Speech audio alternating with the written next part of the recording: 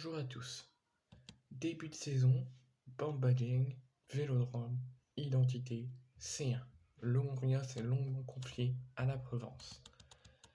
Pablo Longoria s'est longuement confié à nos confrères de la Provence, excusez-moi j'ai du mal aujourd'hui. Dans cette interview, le président de l'Olympique de Marseille qualifie d'exceptionnel le début de saison de son équipe. Il est aussi revenu sur d'autres sujets chauds. Sur le début de saison, donc il a dit qu'il est content du début de saison de l'OM. Cela veut dire que le changement commence à avoir de l'effet. On a toujours dit qu'on verrait la vraie équipe au mois de septembre. Aujourd'hui, on observe sur le terrain les choses dont on avait parlé lors de notre première conversation avec Igor Tudor. Cela nous montre qu'on a pris le bon chemin. Notre début de saison en championnat est extraordinaire, c'est le mot. On savait que notre idée était peut-être une nouveauté pour le championnat français, mais celle-ci était nécessaire. Donc voici ce qui est dit sur le début de saison de l'OM. Sur les agissements au Vélodrome, donc notamment les récents incidents. Frustrant, beaucoup. Et spécialement parce qu'il faut faire son autocritique, cela me frustre de voir ce qui s'est passé dans nos stades en Ligue des Champions. Ce n'est pas acceptable. Cela fera partie d'une réflexion plus importante pour tous les acteurs autour de l'OM, les instances, les autorités, les supporters et les clubs. C'est le moment de faire changer les choses, parce que selon les autorités, ce qui s'est passé est inadmissible. Un éventuel appel? Il suffit de lire le rapport de l'UEFA pour comprendre que c'était impossible d'avoir gain de cause. C'est aussi une question de cohérence et d'éthique. On est passé à quelques centimètres d'une catastrophe. La violence est inadmissible.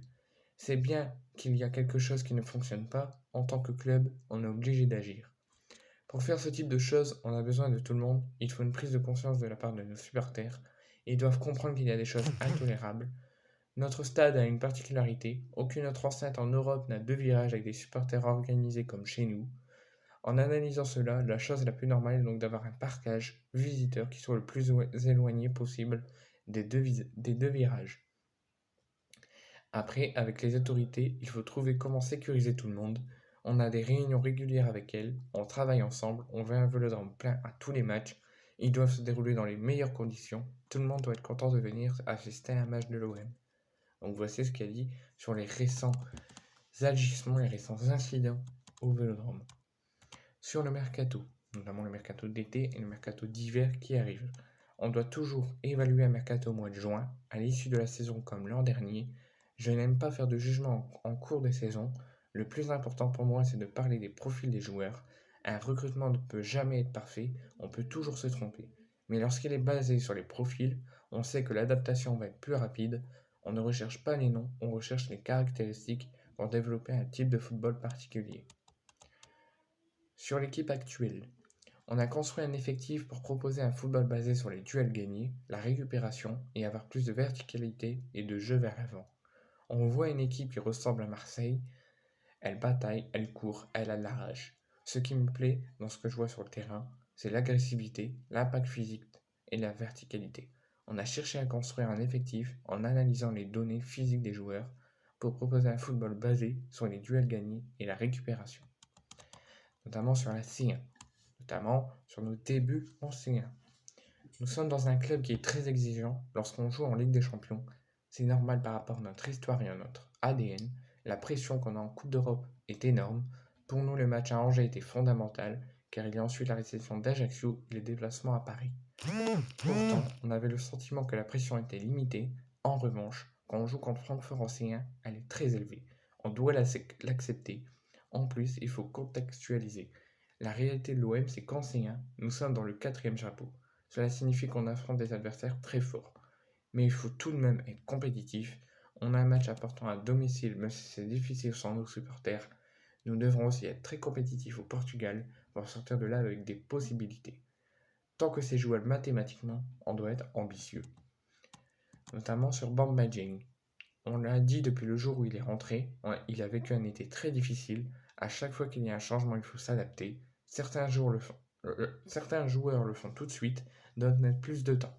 Depuis ce qui s'est passé le dernier jour du mercato, il s'est très bien entraîné. La conséquence naturelle, c'est qu'il a retrouvé du temps de jeu. Après, c'est au coach de prendre ses décisions, mais cela veut bien dire que le travail au quotidien, aux entraînements paye quand tu veux retrouver ta place dans l'équipe. sur le recul de Frank McCourt, notamment après sa démission du conseil de surveillance.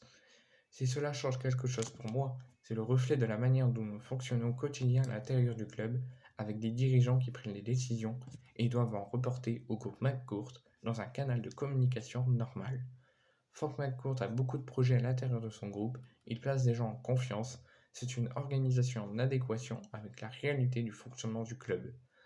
Mais on continue de parler avec lui de toutes les décisions importantes pour l'avenir. Sur son avenir de Paulo Longoria en tant que président de l'OM.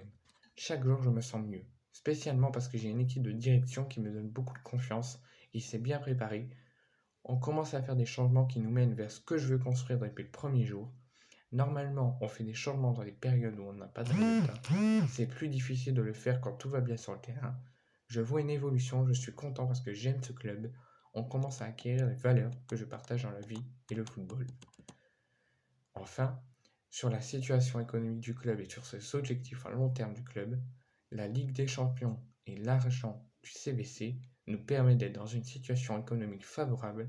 On a réduit de plus de 50% les pertes du club et pour la première fois, on peut espérer être à l'équilibre avec un bilan à zéro. L'objectif à long terme est d'avoir une équipe performante dans laquelle les supporters s'identifient, avoir un club qui fédère les acteurs majeurs de la ville et de la région, avec un propriétaire engagé dans tous les changements en vue du futur. Le centre de formation est fondamental pour l'avenir du club. On ne peut pas accepter que des Mohamed Simakan, Wesley Fofana ou Jérémy Boga ne portent pas notre maillot. On doit pouvoir profiter du lien entre la région et le club pour bâtir un vrai projet.